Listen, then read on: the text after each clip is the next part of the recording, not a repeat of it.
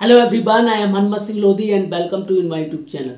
दोस्तों, आज के इस वीडियो में हम बात करेंगे कि लॉ एग्जाम में हम अच्छे से अंक कैसे प्राप्त करें, हमारा परसेंटेज कैसे अच्छा बने, ताकि हमें आगे यदि हम एलएलएम में जो एग्ज़ाम जो एलएलएम का जो कट ऑफ होता है उसमें ताकि हमारा एडमिशन हो सके और आगे की भी हम जो स्टडी है वो कंटिन्यू रख सकें।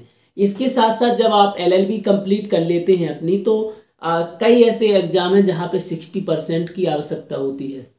जैसे यदि आप जैक का एग्जाम देते हैं, जज एंड एडवोकेट का जो इंटरव्यू होता है जिसमें हम आर्मी में ऑफिसर बनते हैं, तो उसमें 60% है। उसके साथ यदि आप किसी बैंक में जब आप लीगल ऑफिसर बनते हैं तो वहाँ पे मिनिमम जो है 60% की मांग रहती है।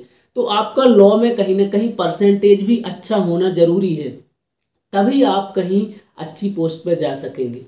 तो आज हम सीपीसी की बात करेंगे और हर एक पेपर की लगभग हम वीडियो अलग अलग वीडियो में बात करेंगे कि हमें कैसे क्वेश्चन का आंसर लिखना है। हमारी जो लॉ स्कूल है उसमें 20 अंकों का एक प्रश्न रहता है, मतलब पाँच हम लोगों को 10 क्वेश्चन आते हैं, उन 10 क्वेश्चन में से 5 क्वेश्चन करना है और प्रत्येक क्वेश्चन 20 अंक का होता है।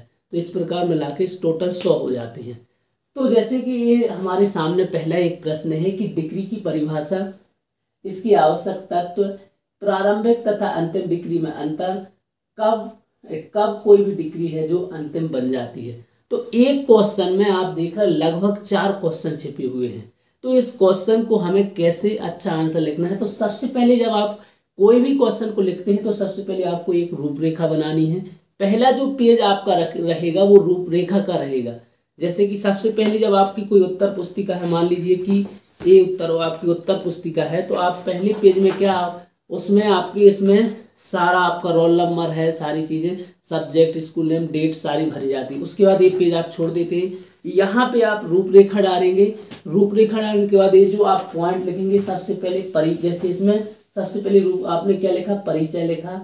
परिचय के बाद आपने लिखा डिग्री की परिभाषा, फिर उसके डिग्री की आवश्यक तत्व, ये 4 उसकी आवश्यक तत्व है।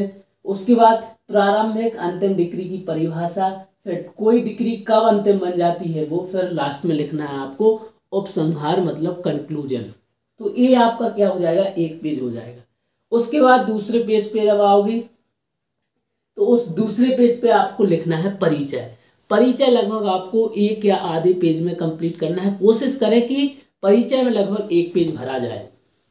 अब जैसे यहाँ परिचय में हमें डिग्री के बारे में लिखना है, तो डिग्री की जो जनरली चीज़ें होती हैं, कोई मान लो कोई जो लीगल जो कोई जजेज हैं, जो जस्टिस हैं, उनने डिग्री की परिभाषा दी, या फिर और अन्य ऐसे व्यक्ति हैं जिन्होंने कोई पुस्तक की आपको अच्छी डेफिनेशन मिल जाती है, तो आप इन सारी चीज़ों को परिचय में डाल सकते हैं। ये आपको क्या हो गया, परिचय हो गया। परिचय आपका बहुत ही इम्पोर्टेंट है, क्योंकि आपका परिचय पहले पेज पे होता है, तो कहीं ना कहीं जो टीचर होते हैं जो आपका एग्जाम जांचते हैं वो उसको पढ़ते हैं। उसके बाद आपको दूसरे पेज पर डिग्री की परिभाषा लिखनी है। तो डिग्री की परिभाषा हम जानते हैं कि 2 क्लॉज 2 में सीपीसी में दी हुई है।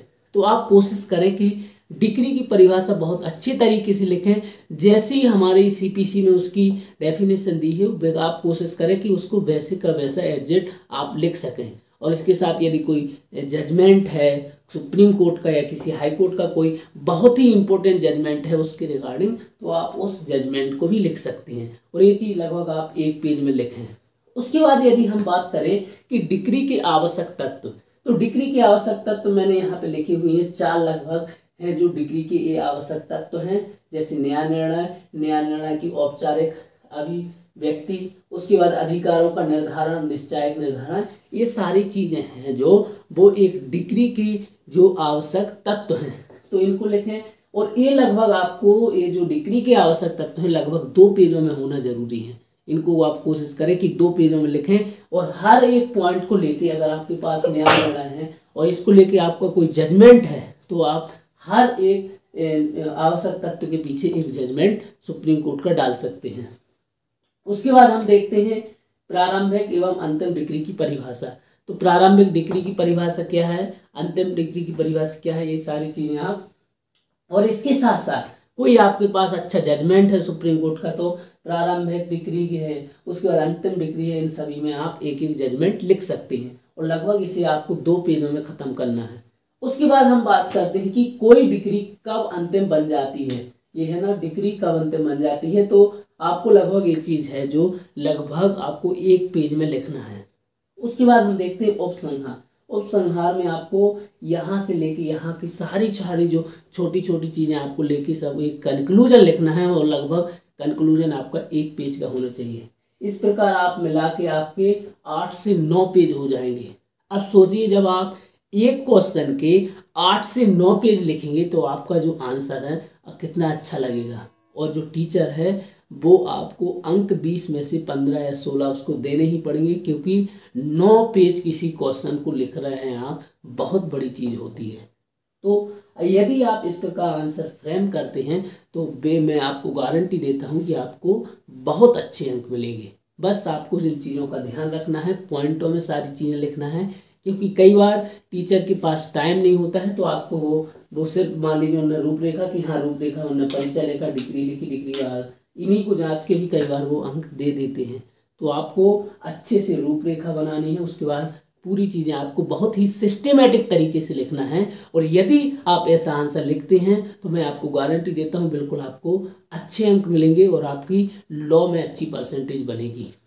तो दोस्तों, मैं ऐसे ही वीडियो लॉ से संबंधित बनाता रहता हूं और लॉ स्टूडेंटों को उनको गाइड करता रहता हूं। तो आप ऐसे ही वीडियो देखने के लिए आप हमारे चैनल को सब्सक्राइब जरूर कर लें। साथ ही साथ यदि आप मुझसे कोई प्रश्न पूछना चाहते हैं तो मुझे कमेंट कर सकते हैं। डिस्क्रिप्शन में मेरा व्हाट्सअप नंबर है, वहाँ पर भी आप मुझे मैसेज कर सकते हैं। So thank you very much everybody watching this video and stay connected.